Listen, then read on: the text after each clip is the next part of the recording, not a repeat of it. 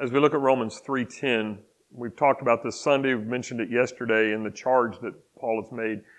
Paul is really making a rather bold statement. Now, it may be true, but it's still bold that no one is righteous, no, not one. That is very bold.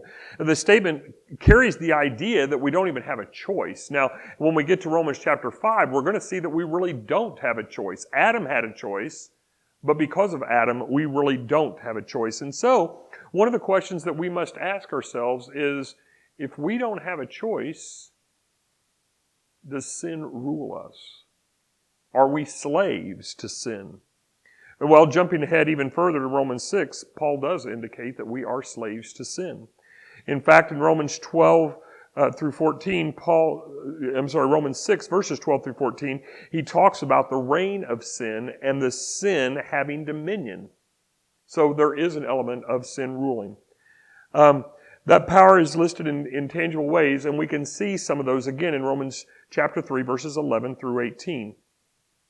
We do not seek the one, remember all have turned aside, we do not seek the one who can deliver us from the power of sin. That our speech is evidence of our constant sin. That our actions cause problems for others, which is the result of the sin in our lives. And that we do not respect and revere God because we let the sin reign within us. Ultimately, some people allow sin to reign over them or rule over them more than others do. That's true. But this passage indicates that none of us are free from the oppressive nature of sin. Sin is a tyrant. It is nasty.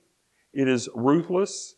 It is a leader who wants everything from us and will not relent. On the flip side, we have another ruler. We have a merciful king who saw the needs of a people trapped in bondage and came to deliver us. He gave himself for us because he wants everything for us if we repent. Did you get the difference there?